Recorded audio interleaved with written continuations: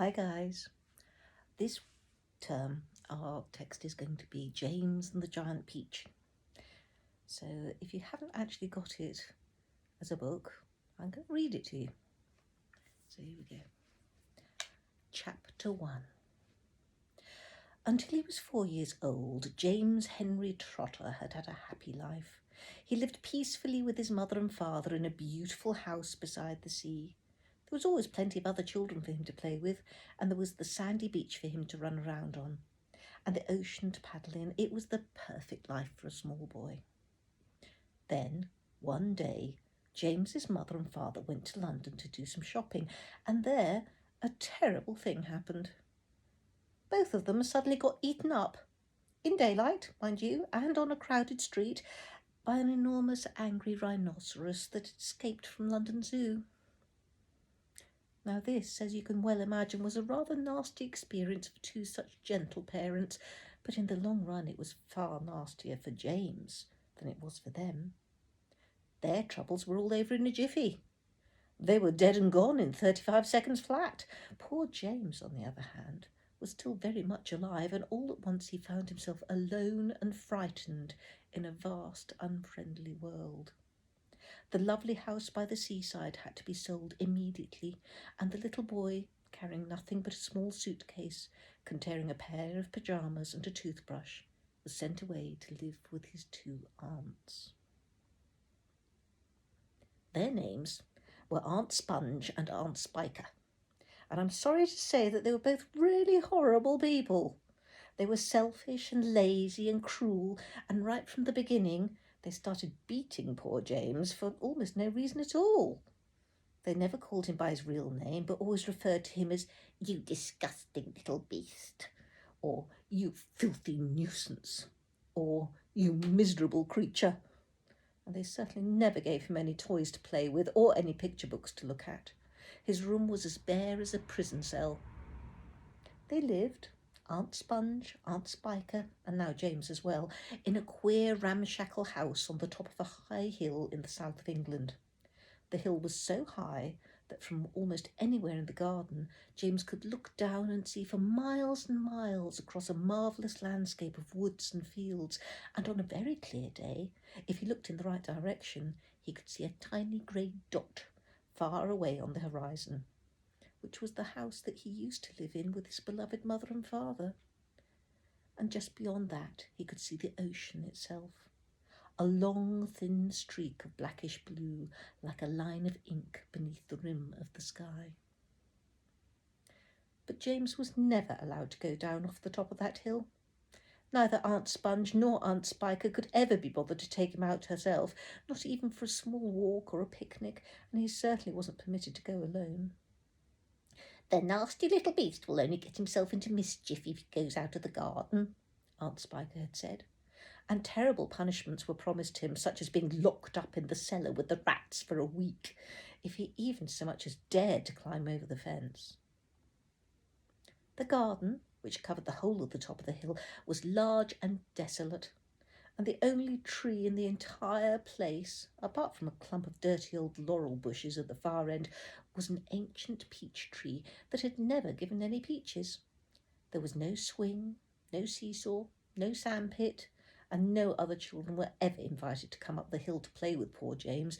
There wasn't so much as a dog or cat around to keep him company. And as time went on, he became sadder and sadder and more lonely. And he used to spend hours every day standing at the bottom of the garden, gazing wistfully at the lovely but forbidden world of woods and fields and ocean that was spread out below him like a magic carpet. Chapter 2. After James Henry Trotter had been living with his aunts for 3 whole years, there came a morning when something rather peculiar happened to him. And this thing, which, as I say, was only rather peculiar, soon caused a second thing to happen, which was very peculiar. And then the very peculiar thing, in its own turn, caused a really fantastically peculiar thing to occur. It all started on a blazing hot day in the middle of the summer.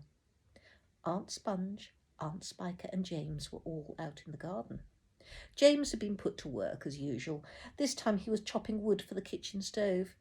Aunt Sponge and Aunt Spiker were sitting comfortably in deck chairs nearby, sipping tall glasses of fizzy lemonade and watching him to see that he didn't stop work for one moment. Aunt Sponge was enormously fat and very short. She had small piggy eyes, a sunken mouth, and one of those white, flabby faces that looked exactly as though it had been boiled.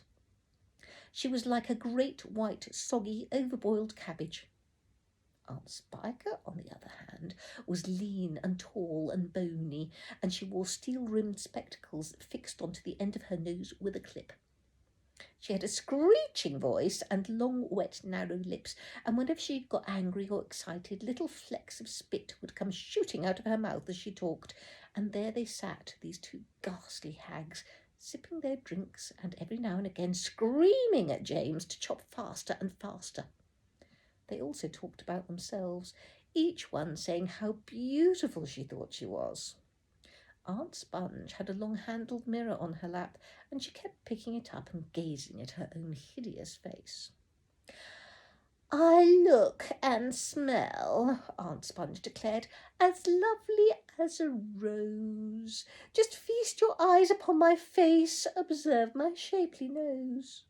Behold my heavenly silky locks, and if I take off both my socks, you'll see my dainty toes. But don't forget," Aunt Spiker cried, "how much your tummy shows." Aunt Sponge went red. Aunt Spiker said, "My sweet, you cannot win. Behold my gorgeous curvy shape, my teeth, my charming grin. Oh, beauteous me, how I adore my radiant looks. And please ignore the pimple on my chin." "My dear old trout," Aunt Sponge cried out, "you're only bones and skin. Such loveliness as I possess can only truly shine in Hollywood," Aunt Sponge declared. "Oh, wouldn't that be fine? I'd capture all the nation's hearts. They'd give me all the leading parts. The stars would all resign." "I think you'd make," Aunt Spiker said, "a lovely Frankenstein." Poor James was still slaving away at the chopping block. The heat was terrible. He was sweating all over. His arm was aching. The chopper was a large, blunt thing, far too heavy for a small boy to use. And as he worked, James began thinking about all the other children in the world and what they might be doing at this moment.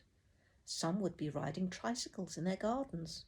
Some would be walking in cool woods and picking bunches of wild flowers, and all the little friends whom he used to know would be down by the seaside playing in the wet sand and splashing around in the water. Great tears began oozing out of James's eyes and rolling down his cheeks. He stopped working and leaned against the chopping block, overwhelmed by his own unhappiness. "What's the matter with you?" Aunt Spiker screeched, glaring at him over the top of her steel spectacles. James began to cry. "Stop that immediately and get on with your work, you nasty little beast," Aunt Sponge ordered. "Oh, Auntie Sponge," James cried out, "and Auntie Spiker, couldn't we all, please, just for once go down to the seaside on the bus? It isn't very far, and I feel so hot and awful and lonely." "Why, you lazy, good-for-nothing brute!" Aunt Spiker shouted. "Beat him," cried Aunt Sponge. "I certainly will," Aunt Spiker snapped. She glared at James, and James looked back at her with large, frightened eyes. "I shall beat you later, in the day when I don't feel so hot," she said. "Now get out of my sight, you disgusting little worm, and give me some peace." James turned and ran. He ran off as fast as he could to the far end of the garden and hid himself behind that clump of dirty old laurel bushes that we mentioned earlier on. Then he covered his face with his hands and began to cry and cry. And that's the end of chapter 2.